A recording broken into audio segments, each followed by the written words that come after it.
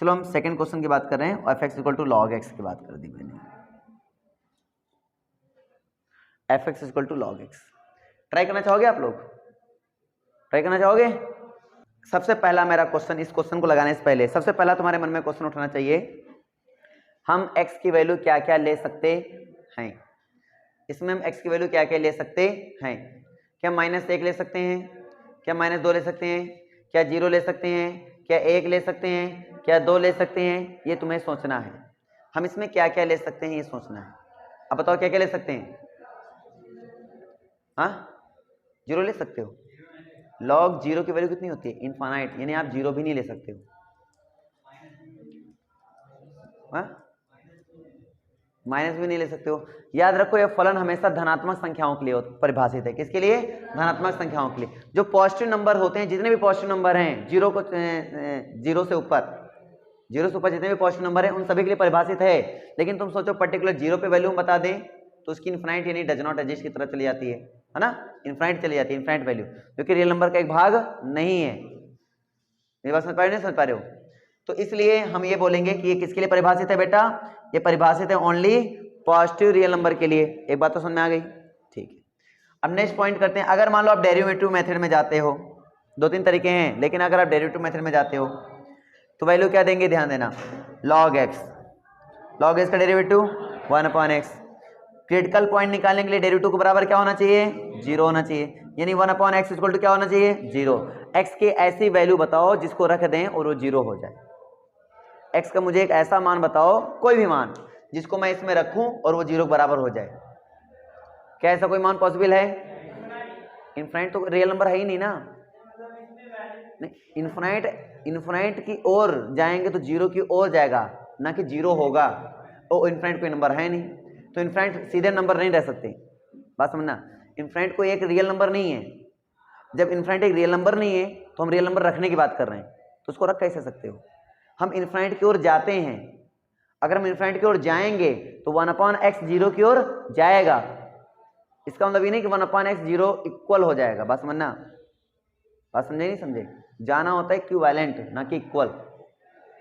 ठीक है, अप्रोच करेगा 0 की ओर, वो लिमिटिंग बिहेवियर रखा। हमने बोला ना लिमिटिंग बिहेवियर रखने लगते हैं। अगर हम लिमिट में जाने लगेंगे तब ऐसी बातें करेंगे, फिलहाल अभी यहां नहीं रह सकते। हमने कहा ऐसा कोई रियल नंबर सोचो जिसको मैं रखूं और वो 0 हो जाए। क्या कोई पॉसिबल है? नहीं है। तो हम बोलेंगे x का कोई ऐसा मान संभव नहीं है। और जब कोई x का मान ऐसा संभव ना हो तो सीधे बोल दो, ना तो उचिष्ट होगा ना तो उचित और निम्निष्ट दोनों नहीं होगा। बात क्लियर है कि नहीं क्लियर है? बोल देना यहां पर ऐसा कोई x का मान संभव नहीं जिसपे फंक्शन रखने पर वैल्यू क्या हो जाए? 0। इसलिए ना तो ये उचिष्ट होगा और ना तो ये निम्निष्ट होगा। दोनों तरीके से आप बात कर सकते हो। बात पकड़ में आ गई ना बेटा? क्लियर हो गया ना एकदम अच्छे से? अगला नंबर इसमें है फोर्थ का थर्ड नंबर जो भी है। क्वेश्चन कह रहा है y इक्वल टू, बेटा क्वेश्चन बोलो। यस, प्लस एक्स स्क्वायर, आगे प्लस एक्स प्लस 1। जैसे मैं इस क्वेश्चन की बात करूं, अब इस क्वेश्चन में एक बात बोली गई है, इसमें वही बात करनी है, तो सीधे आप डेरिवेटिव कर देते हैं, आप dy/dx निकाल लेते हैं। चलिए हम आपके लिए dy/dx निकाल देते हैं, तो कितना आएगा? 3x² प्लस 2x प्लस 1, यही आएगा। अब हमें अगर क्रिटिकल पॉइंट चाहिए, कौन सा पॉइंट? क्रिटिकल पॉइंट चाहिए, क्रांतिक बिंदु, तो हम क्या करेंगे? dy/dx इक्वल टू क्या रखेंगे? 0। That means 3x² plus 2x और प्लस 1 इक्वल टू क्या रखेंगे? 0। अगर कोई क्वाड्रेटिक इक्वेशन मिल जाए तो हम जानते हैं अगर b² माइनस 4ac की वैल्यू नेगेटिव आ जाए तो काल्पनिक x के मान होते हैं। x के मान कैसे होते हैं? काल्पनिक होते हैं। b² माइनस 4ac की वैल्यू अगर इक्वल टू 0 आ जाए तो मूल बराबर होते हैं। b² माइनस 4ac की वैल्यू अगर पॉजिटिव यानी धनात्मक आ जाए तो मूल वास्तविक होते हैं। याद है? अब यहाँ पे अगर ऐसा है तो हम पहले ट्राई करना चाहेंगे कि क्योंकि हमें चाहिए रियल नंबर, हमें क्या चाहिए? Real number. अगर रियल नंबर मिल रहे हैं तो बोलेंगे x के मान मेरे पास है, अगर रियल नंबर नहीं मिल रहा है मतलब नहीं है, तो हम करेंगे ABC। तो यहाँ पे ABC लगाओ, तो b² माइनस 4ac से दिया गया समीकरण कैसा है? दो घात समीकरण है, तो ये a होता है, ये होता है b, ये होता है c। तो b² minus 4ac, b² minus 4ac लगाएंगे, देखेंगे क्या आएगा। b की वैल्यू कितनी है? 2, 2 का स्क्वायर करो 4, माइनस 2 4 गुणे ए कितना है 3, सी कितना है 1, 3 1 3, 4 माइनस 4 3 12, 4 में 12 घटाओ माइनस के 8, ये लेस देन 0 आ गया। और अगर बी स्क्वायर मैंने 4ac का मान 0 से कम हो तो नियम क्या कहता है कि उसके दोनों मान कैसे होंगे, तो x के दोनों मान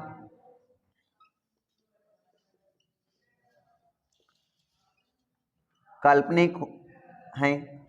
अगर x के दोनों मान काल्पनिक हैं इसका मतलब बेटा क्या हुआ कि वास्तविक संख्या नहीं है, मतलब हमें कोई एक ऐसा वास्तविक संख्या नहीं मिलेगा जो यहां पर इसकी वैल्यू को 0 कर सके। फिर वही लाइन में लिखेंगे कि यहां पर x का कोई ऐसा मान संभव नहीं है जो इसको क्या कर सके 0 कर सके। इसलिए दिया गया फलन ना तो उच्चिष्ट होगा ना तो निम्निष्ठ होगा। राइट, ठीक है। अब मैं कुछ क्वेश्चन दूंगा जो इंटरवल के थ्रू क्वेश्चन चलेंगे। अभी क्या होता था हम पूरे रियल नंबर यानी पूरे डोमेन पे काम करते थे, अब पूरा डोमेन पे काम नहीं करेंगे, अब पर्टिकुलर कोई इंटरवल दिया जाएगा हम उस पे काम करेंगे, ठीक है। तो जब भी निरपेक्ष मान, समझो यहाँ पे अगला क्वेश्चन बोलेगा निरपेक्ष उच्चतम मान निकालो, निरपेक्ष न्यूनतम मान निकालो, तो ये निरपेक्ष उच्चतम या निरपेक्ष न्यूनतम होते क्या है, तो जब क्लोज इंटरवल से किसी फंक्शन का उच्चतम या न्यूनतम मान निकालते हो, क्या बोला मैंने, किसी एक क्लोज इंटरवल से जब किसी फलन का उच्चतम या न्यूनतम मान निकालते हो वही उच्चतम और न्यूनतम मान को हम निरपेक्ष उच्चतम और निरपेक्ष न्यूनतम कहते हैं। बात सबको समझ में आ गई, ये पॉइंट क्लियर है। इसका मतलब जितने क्लोज इंटरवल वाले क्वेश्चन होंगे उनमें हमें क्या निकालना होगा, निरपेक्ष उच्चतम और निरपेक्ष न्यूनतम। तो जब भी तुम्हारे एग्जामिनेशन हॉल में ये बोल दिया जाए कि निरपेक्ष उच्चतम का मान बताओ, निरपेक्ष न्यूनतम का मान बताओ, तो समझ जाना वहां पे पक्का कहीं ना कहीं इंटरवल क्लोज लगा होगा। x3 पूरे इंटरवल पे तुम्हें काम करना है, बात याद रखना। किस पे काम करना है, इंटरवल पे। तो एक बार काम करना चाहोगे तो करो, निरपेक्ष मान निकालना है इसका, निरपेक्ष उच्चतम निरपेक्ष न्यूनतम। अरे यार लगा पाओगे या नहीं, हाँ ना बोलो। अच्छा बताओ क्या होगा निरपेक्ष मान, निरपेक्ष न्यूनतम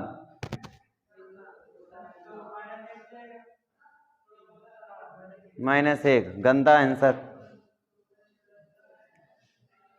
बहुत गंदा आंसर, गलत। क्लोज्ड में अभी मैंने बताया कि सारा काम किस में होगा, क्लोज इंटरवल में होगा। क्या बात कर दिया तुमने। चलो इस नियम को सीखो। पहला काम क्रिटिकल पॉइंट निकालो। क्रिटिकल पॉइंट मतलब ब्रेकिंग पॉइंट। कौन सा पॉइंट, ब्रेकिंग पॉइंट। चलिए ब्रेकिंग पॉइंट निकालते हैं हम लोग, है ना। dy/dx, वो ब्रेकिंग पॉइंट इसके बीच में होना चाहिए, ये बड़ा इंपॉर्टेंट पॉइंट है। तो उठाते हैं 3x², और हम जानते हैं ब्रेकिंग पॉइंट निकालने का मतलब हुआ इसको बराबर 0, मतलब 3x = 0, तो x = 0। बात समझ में आ गया, क्या कहते हो, समझ में आया, ठीक है। तो x = आया है 0। अब यहाँ से बातें क्लियर हो गई। अब मैं समझ पा रहा हूँ कि 0 बिलोंग कर रहा है क्लोज इंटरवल -2, ठीक है। अब हम जानते हैं कि यहाँ तक आने क्लियर है। मुझे करना क्या है, मुझे पॉइंट्स कलेक्ट करने हैं अपने, और मेरे पास पॉइंट क्या क्या मिल गए, जरा एक बार देख के होता पॉइंट क्या क्या मिल गए तुम लोग को इसमें क्लोज इंटरवल 0,2 पे। हाँ पॉइंट कोई बताना चाहेगा क्या क्या मिल गया आप लोग को।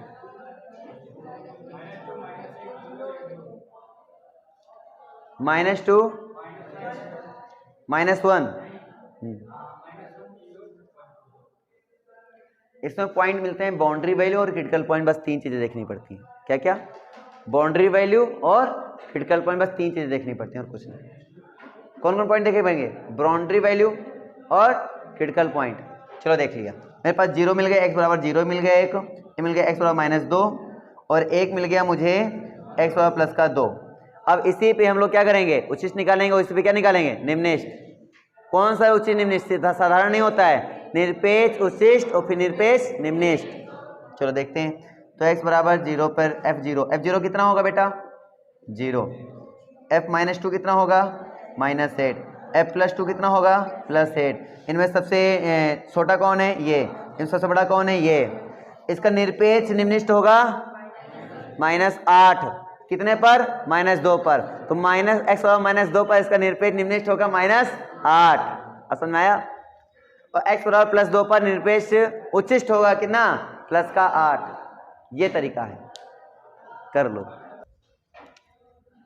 y बराबर f x equal to sine x plus cos x, x belongs to 0 to pi, 0 to pi है ना, कैंसर है 0 टू पाई क्वेश्चन है, ठीक है।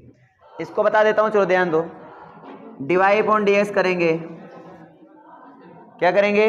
डिवाई अपॉन डी एक्स, क्या बनेगा बोलो? Cos x minus sine x, समझ आ गया? अब क्या करेंगे हम, इसको इक्वल टू क्या रख देंगे? 0। तो यहां से क्या मिल जाएगा? tan x बराबर कितना? 1। x बराबर कितना?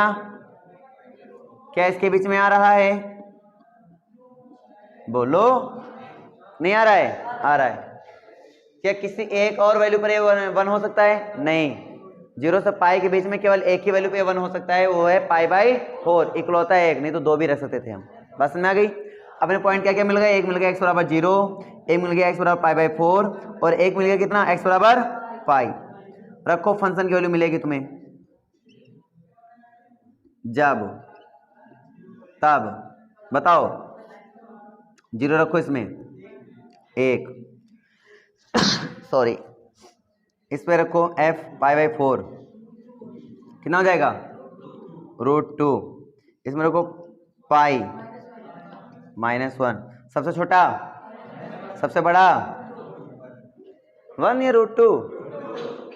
1.414, क्या है यार, गड़बड़ कर दिया तुमने आज, कोई बात नहीं। तो ये होगा निरपेक्ष उच्चिष्ट, ये होगा निरपेक्ष निम्नलिखित। चलो कर लो, अभी भी नहीं कर पाओगे? कर लोगे? ठीक। एक दो क्वेश्चन इस टाइप के और बता दें कि करोगे? अब कर लोगे? जब किसी इंटरवल पे मान निकालना हो जाए तो आपको ऐसे निकालना पड़ेगा जैसे मैंने निकाला, ठीक है? आप सीधे उस तरह नहीं जाओगे, आप इस तरह जाओगे। बातें क्लियर हो गई ना बेटा? इंटरवल की बात हो रही है इसलिए बोला मैंने। चलिए